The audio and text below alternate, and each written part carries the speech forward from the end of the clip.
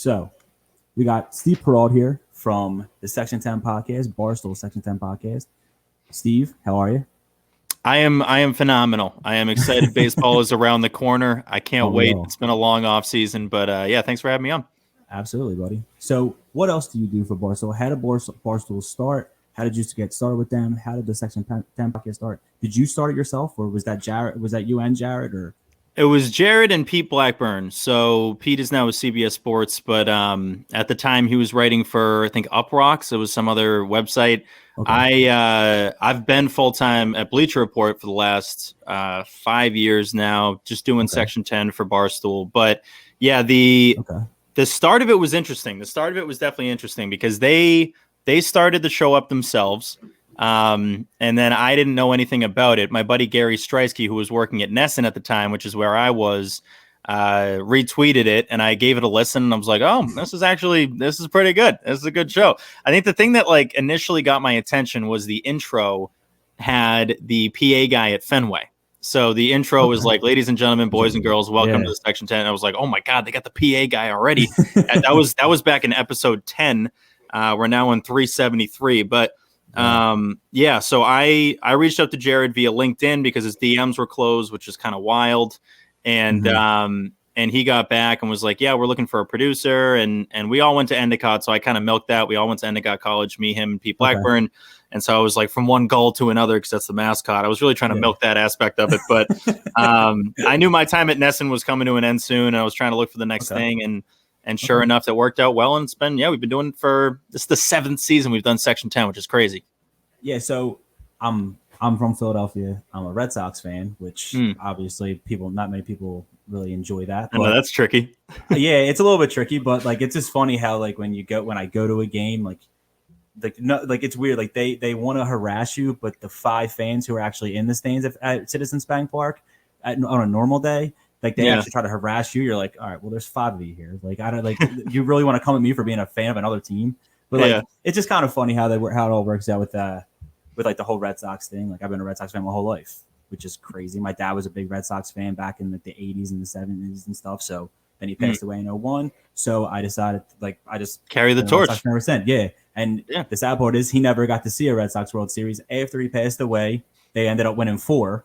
So he was there through the misery years, and which is crazy. But yeah, I honestly I do feel terrible for anyone that followed this team for so long and then didn't get to see 04. Like that's just brutal. Yeah, absolutely. Yeah. And it was just like the difference of like how it actually started was just like the whole that whole season was just great, and then it just ended up to 3-0, and then everyone was just like, shit, what the fuck's gonna happen here? And then then you have Kevin Millar telling everybody, don't let us win one, and it was awesome. The whole thing was just great, and it's just cool to like that whole thing was just awesome, and I'm just really happy that they ended up getting over that hump, and now they have more World Series in 2000 since over the Yankees, which is great. I know. I mean that the Yankees not having any World Series titles since 2009 is incredible. It's the kind of thing where you are kind of looking over your shoulder, like, when is it going to happen? Like, it's probably going to happen sooner rather than later. Yeah. But we'll see. Hopefully not. I mean, they've been on a terrible stretch. It's even when they win the division, they normally don't go that deep. They haven't even made the World Series since 2009. So you can bank on that they have a high hill to climb, considering that it's been 12 years now since they even got there. Yeah, and I feel like when people are just like, oh, well, they have 27, well, that's great, but this isn't what I feel like they've now become comfortable with the fact that they have the 27, and that's all they can talk about is the 27 World Series they had. It's like, well, you're comfortable now, and it's great, but now we're at where we're at, and you're not the team that you used to be. You're not just railing off World Series like they did when we were younger. How are you? You're in your 30. You're 30, right? I'm 30. I'm just turned 30. Yeah. I just turned 30 myself. So, like when we were younger, they were dominant, and everyone hated them. It was terrible. The Yankees suck chance. I was getting sick of it. I was like, guys, they don't suck. They're killing us. like the Red Sox were the lovable losers, and they were just over here just reeling off World Series. Yeah. But so that was tough. What else I want to talk to you about is so Dustin Pedroia retirement. That's a huge deal. It was a huge deal for Boston fans. I actually wrote a little piece about it for the media group that I'm with, because it's just crazy to me that because he was me, a 5'9", 170-pound baseball player. Like, he gave me hope that there is more that you could do this. You could actually play baseball and you don't need to be 6'3", 210 pounds, 20 pounds or whatever. Like, you can actually be like a normal size guy and overachieve pretty much. And I feel like that's what he always was.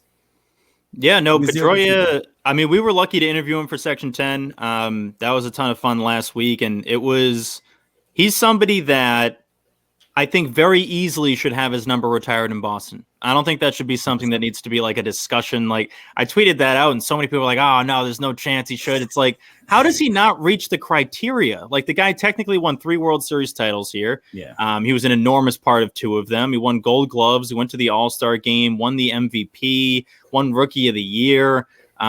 Just was the heart and soul of your team, played for the Red Sox his whole career. That part was huge. And like, yeah, he's probably not going to go to the Hall of Fame, even though he has a case. And I know back in the day, that used to be a criteria for a Red Sox player to get their number retired, that you're in Cooperstown. But they've been a little lighter on that since then. But absolutely. I don't like, of course, Pedroia should have his number retired here. Like, that's an easy thing. And I know there's a lot of stuff people like arguing about, but that shouldn't be one of them. Dustin Pedroia did literally everything you can do when he was wearing a Red Sox uniform. And it should be an easy decision for the Red Sox to make. But I'm just happy that he seems to be at peace. I think that's an enormous part of this, because for a long time, the last, 4 years, it's been hell for him ever since the Machado slide. So I'm glad he can actually be a dad now and not have to worry about trying to get back on the field.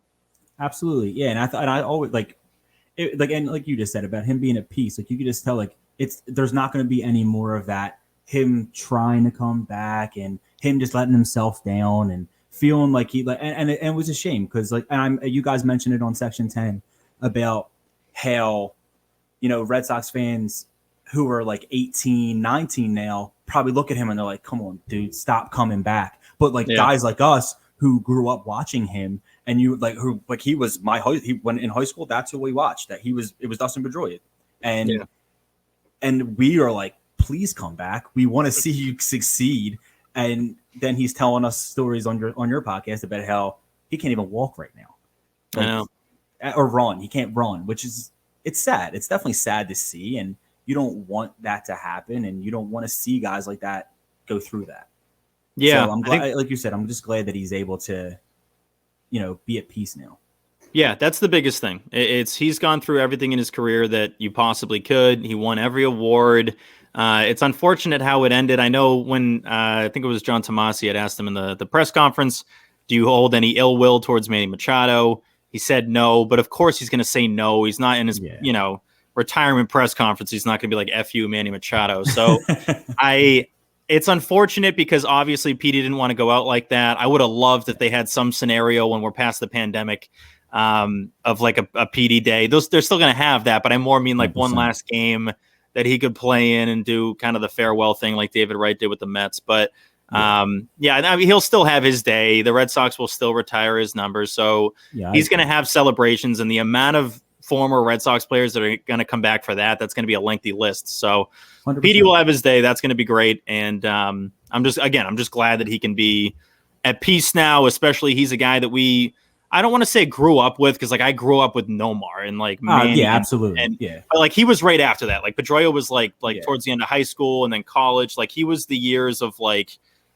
you're growing up to the next level while Dustin Pedroia is becoming a man on the Red Sox in front of your eyes. So that being, that kind of fading away and then slowly becoming a realization in, I think, 2018 that he was probably done, even though that was just the beginning, and, put that in quotes, of his rehab journey. It seemed like it was going to be a huge hill to climb for him to get back out there, and it was. So it's unfortunate that it ended like it did, but again, I think we've done a good job kind of as not just Section 10, but just Red Sox fans in general, of looking back at the good moments of the last 11 years, or just the 11 years of his playing career, and celebrating those instead of talking about the 4 years he was trying to get back. Yeah. So do you think that he has a shot at the Hall of Fame? He has a shot, but it would be tough. I mean, you go down the list. There's not, of the last 15 years, name me the best second baseman. And he's, I think, worst case scenario, he's third. So I don't I have Chase Utley up there, Robinson Yeah. Cano, but then Cano had the steroid stuff, so it's like you kind of wipe him off the list. Ian Kinsler was really good for a while. The list isn't long. There's not a lot of like great second basemen. So LeMahieu was making a great case, later in his career. But yeah, he has a chance. I don't think he will. So I'm not like getting my hopes up that he's going to end up in Cooperstown. Yeah, I think his just being on the facade in right field is going to be the best. That's all he needs, and that's all. Very clearly, that's all he wants. If he gets that, then it's like boom. That's all he needed. Seemed like he just really loved playing for the Red Sox fans, which is awesome. My next thing I want to talk to you about is a guy prior that you guys just recently talked to as well. Our manager, Alex Cora. So, how do you feel about that? How do you feel about Alex Cora coming back? Are you on board with that? And what do you have to say about Alex Cora? Yeah, Cora, at the bare minimum, he is going to be an enormous difference for the clubhouse culture, for the vibe of the team. And one thing I wanted to talk to him about that we did get to break down is how damn long the season is. Like, baseball seasons are ridiculously long, 162 games. It's such a grind. And if you have someone, no offense to Ron Renicky, but if you have someone like old man Renicky in there, it's not really going to get guys like Dahlbeck and Devers and Bogarts all riled up. So Cora is a guy that the players love. Mookie Betts and Joe Kelly spoke very highly of him, and David Price. That was a huge reason why Kike Hernandez signed here. And he's a guy that is necessary for this specific team. You have a lot of guys that are bilingual. He's great with Bogarts. He's great with Devers. He's great with guys that maybe need someone like him to, kind of shoot the breeze with, kind of pick their brain, and they're going to feel way more comfortable doing that with Cora than they would with Renicky. It's a great fit. I mean, the stuff that happened in Houston, I wish it didn't happen. I wish Cora was here in 2020 and that this has just been his whole tenure as manager and that it wasn't broken up by a year because of the suspension. But it is what it is. He's apologized for it. He apologized for it on our show and the press conference in a statement. I think he's done everything he possibly can. The annoying part for me is just knowing all the Yankee clowns and just anyone that doesn't like him is going to say, oh, your manager's a cheater. Technically, we can't say no, even though we can defend the Boston stuff, because what happened here is a complete nothing. And like, it's who cares? And nope, not a single player of an opposing team has been like, oh, what the Red Sox were doing was cheap. Like, literally everybody checks the cameras to see what the signs are, and they update that stuff moving forward. But yeah, relaying signs from second, I don't care. Who cares? That's been part of a game forever. They weren't even able to do that in the postseason, and they didn't even, have a series come back to Fenway. That's how dominant they were. So 2018 Red Sox, in my eyes, did no wrong. They won the World Series fair and square. That's fine. But as Red Sox fans, we do have to live with technically your manager's a cheater because of what he did in Houston. So like, that part stinks, but it is what it is. We've gotten over it, and I'm just excited that he's with this team again, and he's somebody that the players love. That's a very important thing, especially coming off one of the most annoying seasons in the team's history. Absolutely. And a big thing with the whole, like, when Yankees fans yell, like, your manager cheated. Well, you guys cheated from 98 to 2000 with steroids. So can we really sit here and act as if that didn't happen? You know what I mean? Everybody does something. Like, all teams and players do something. It's about how you're going to find an advantage. And the Yankees, by the way, have come up in other reports about sign stealing. It's not, I can't think they're a squeaky clean team as well. It's like, whatever. Let's go out there. If you're trying to steal some signs here and there, I kind of throw that under gamesmanship. If you're clanking, trash cans in the dugout, that's ridiculous. Like what the Astros were doing was next level. That's bringing it to like okay, now this is ridiculous. You literally know exactly what pitch is coming. Again, I've never had an issue with guys relaying stuff from second base. That's been happening since the beginning of time. So that's fine. But the second you're going to be banging stuff in the dugout to tell you exactly what pitch it is, that's ridiculous. The fact that it took so long, I feel, for like people to realize that they're sitting here banging things, and I always the more like I thought about it, the more I was like sitting there like, they're literally making noise. Like, it's not like they're pretty much like saying, yo, it's us. We're over here. Yeah. We're telling you what's going on. And and everyone's just like sitting there in the outfield, like picking daisies, not realizing that they were just banging trash cans. Like, a couple of the pitchers seemed to notice. And John Boy, who obviously kind of made a Twitter career off of all the videos, he definitely noticed that and picked up on it. I think it was one of the White Sox pitchers that was like called the catcher out, like, wait a second, we're going to have to mix our signs up because they know exactly what we're doing. But Players around the league seem to know. I mean, they brought it up to the commissioner and they did quote unquote investigations. And it's tough for AJ Hinch. I think that's the thing that benefits Cora is that he never had a press conference where he was like, we're not doing anything. Like he never like outwardly was like, we're not doing anything. AJ Hinch is in a tough position because he's the manager. And then these allegations come up during their playoff run while they're beating the Yankees in the ALCS. And it's like, wait a sec. Oh, is there any truth to these reports that you guys might be stealing signs? And he's like, any of that nonsense is just ridiculous. Like, so it's a little harder to hear that from him and then have him apologize further down the road. But the Astros stuff, man, that was a lot. It was a lot to handle as a fan. Everybody had a take, and it just got kind of tiring after a while. I think is the right word. Tiring. It was too much, honestly. And at the end of the day, I'm just kind of glad we're past that and can keep playing ball now. Yeah, absolutely. And I like you said, I'm just excited that we're just I'm hoping that the pandemic season, hell, kind of just no thing. Kind of flushes that out a little bit. Kind of flushed it away a little bit, hopefully. Yeah. But I mean, we know how it's going to be. The minute fans are let back in there, they're going to explode again, and they're going to be all over. Unfortunately, Alex Cora, AJ Hinch is going to get it in Detroit, and it just is what it is, and we just have to deal with it, kind of. Yeah. It's part of it. And Cora knows too. He was like, he even mentioned on our show, he's like, I'm fully ready to get booed everywhere. It's like, he's ready for it. So it's part of it. Yeah, it's absolutely. Yeah. So how do you feel about where the Red Sox went this offseason? To me, I actually didn't mind their way of spending. I didn't think it was bad. Like, I know there was a lot of people who were screaming for them to do stuff. Like, when are you going to do something? And I think it was more, like you guys called him the most interesting man in the world. The most interested man in the world, and Chaim Bloomhill, which is constantly us being told that they're interested in somebody, they're interested here, they're interested there, and I feel like that was kind of being a little bit annoying with that and nothing would happen. But I wasn't really mad about the way they spent their money this offseason. I actually kind of enjoyed the way they did it. Yeah, I think from Chaim's perspective, what he had told us on the show is, they've had a plan from the jump. I think we talked about Mookie a lot. That came up frequently. I even mentioned, like, you must be sick of answering Mookie questions. It's been a full year since you traded him. But he knows that comes with the territory. He's well aware of that. But, no, I like this team. I like the team they've put together. We knew basically all offseason they weren't going to go and get a Marcelo Zuna or a Trevor Bauer. They weren't going to necessarily sign these big names. But trading for Ottavino helps. Weirdly enough, he's like your closer when the Yankees just handed him to you. But they got this guy from Japan that seems to be coming over that throws high 90s. Apparently his splitter, his off-speed stuff is like 90 plus and has a lot of movement. So the bullpen in theory should be good. They're still talking to Brandon Workman apparently, so we'll see how that goes. But Kike Hernandez on this team is enormous. Having a clubhouse guy, that presence is huge. They've lacked that greatly. This team is boring. I mentioned that to Cora, and he even confirmed. He's like, trust me, boring is the right word. There's not a lot of personalities.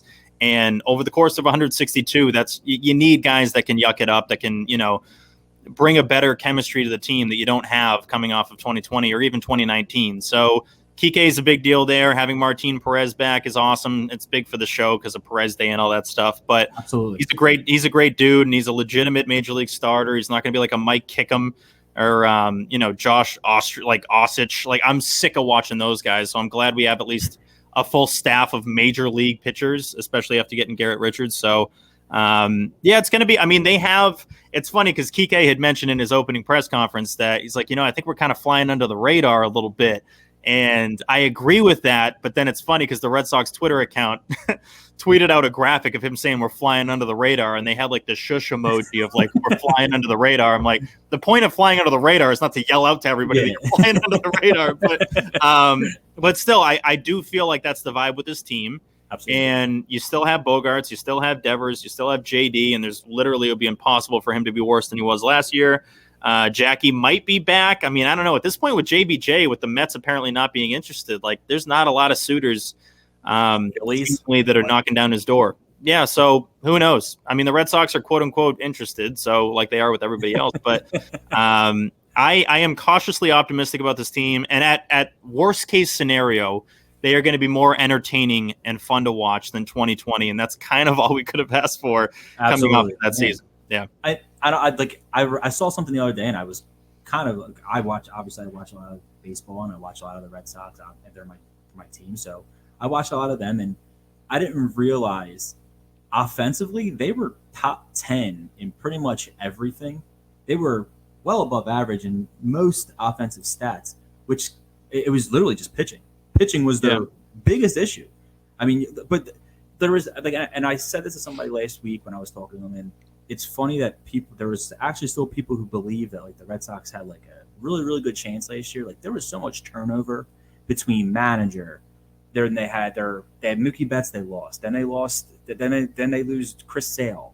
Then Erod. Everything happened with him. Like it was just there was a lot of things that were kind of beyond the team's control that really happened. Other than Mookie Betts, there was a lot of things were beyond their control that kind of hurt their team and their chances for 2020, regardless of the pandemic. They were going to have a hard time coming back from that. Do you agree with that? Yeah, no, it was Erod getting COVID really was brutal for the rotation. I mean, it was brutal for him. You were hoping he was going to turn out all right. Apparently, that really knocked him down a lot, and he wasn't able to fully recover for months. Mm-hmm. Chris Sale is a constant concern with injuries. I don't think that's going to magically change. I mean, that's going to be his thing for the rest of his career. I don't think after the surgery he's just going to be like, oh my God, he's back to Cy Young form. So that's definitely a concern for this year. You see conflicting reports of when he's going to come back. Early, it was like, oh, he might be ahead of schedule. Now they're going to wait a little bit. So who knows what happens with Chris Sale. The rotation last year stunk. I mean, you're throwing guys out there that literally no team wanted. After this season ended and these guys were on waivers, not a single team picked up like any of these pitchers. So that it's a sign that you have guys that no one wants. Not a single major league team wants. And you were throwing them out there every fifth day to start for the Boston Red Sox. It's just embarrassing. So I'm glad we're past that era. That was not fun at all. Definitely didn't enjoy any part of that. But we're definitely in a more legitimate position now to contend, at least for a wild card spot. That's all I'm really asking for. Like, it's not you don't need a team that's going to – this isn't a roster that's going to make some run at a World Series. But, like, it just contend for a playoff spot.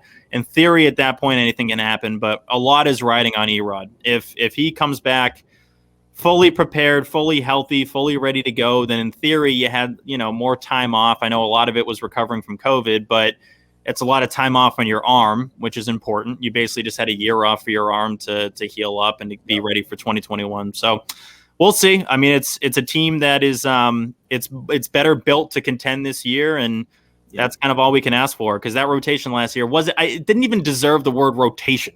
They were so bad. It's like, this is not a rotation. This is just a group of bums that you're throwing out there every fifth day and that are embarrassing for us to watch. It was more of like a revolving door. Here you go. You want the ball? We don't care. We're losing every night. Who cares? At one point, I'm sure they're trying to call you, like, hey, or Barrett, go Rocket, get in here. What's your experience? Apparently, you played in the little league. That's good enough. So, I know you don't have much time, so I just want to. So you just started something with WEEI, correct? Yes. So me and Rob Bradford are doing the Live BP show. It is a new baseball show on EEI every Saturday from 4 to 6. It's been awesome so far. We had Pedroia on last week. Steve Pierce was on.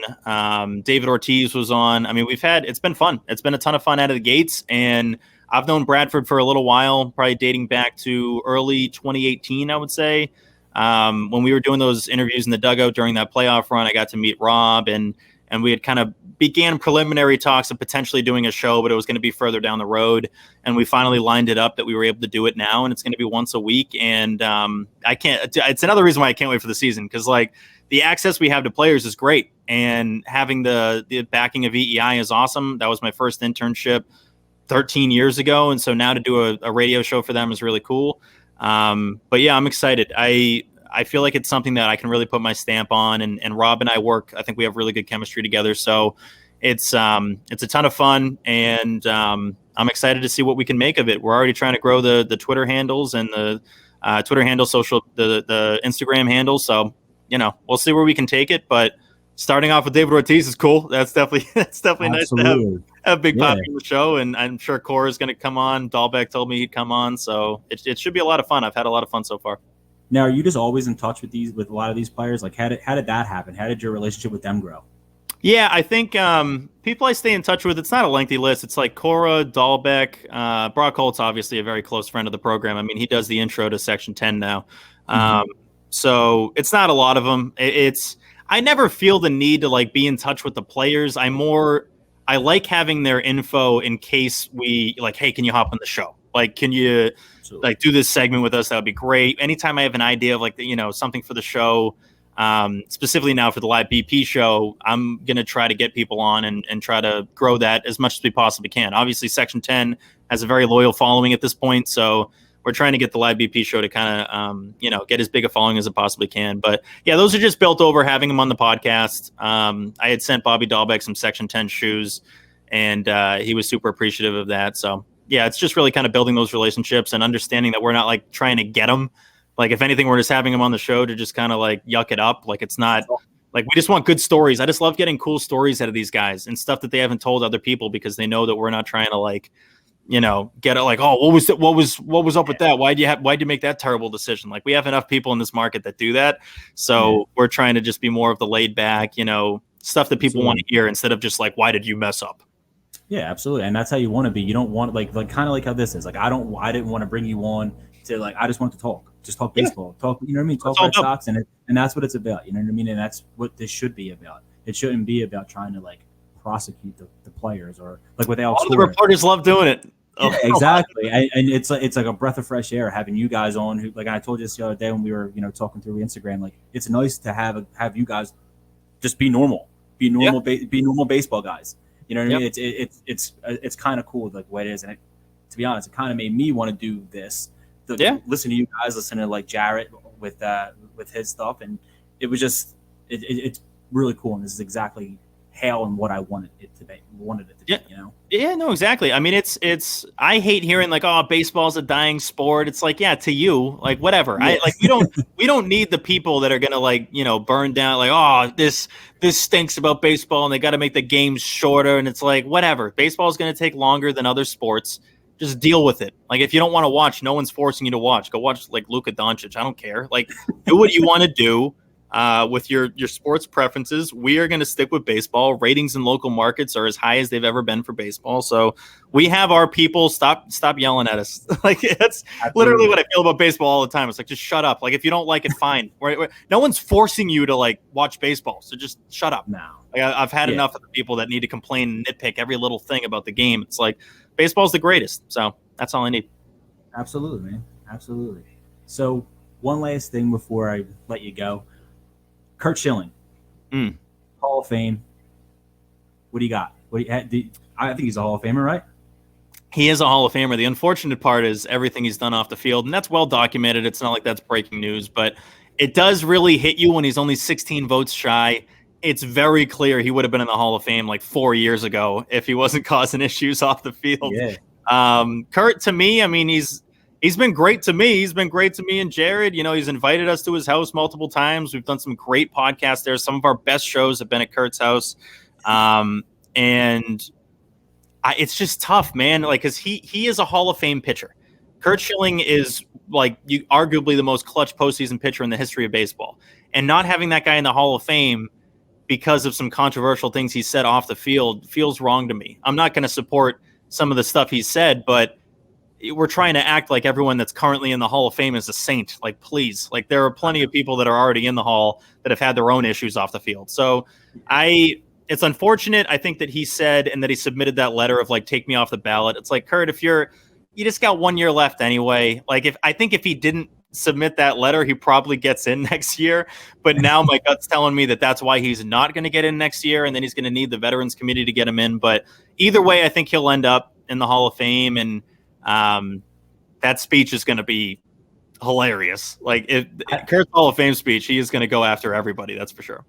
I just think it's funny that like he's kind of sounds like that guy who like he knows that he doesn't think he's going to get voted in.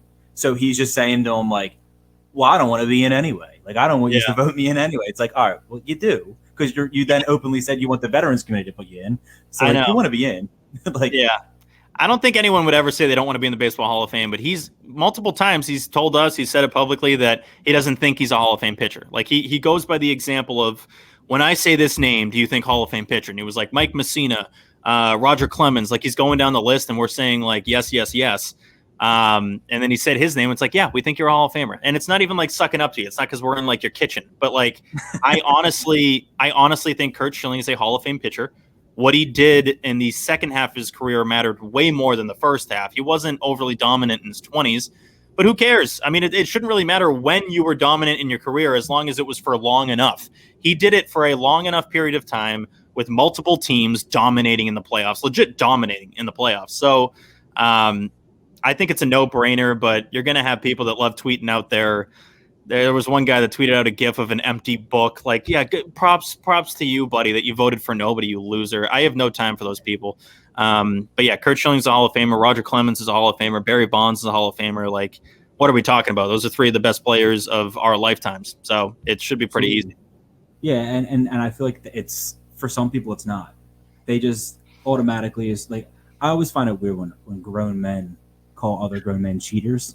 Yeah, you know what I mean. Like we're in like a schoolyard and we're 5 years old. That's what I feel like. It's slimy. I don't like it. Yeah, you're a cheater. Yeah, and it's even better when like the writers don't vote them in. It's because it's funny because those writers had nothing to write about for about 2 years before steroids came out and just blew up. So they made careers off of that. They made careers off of the home run chase. Yeah.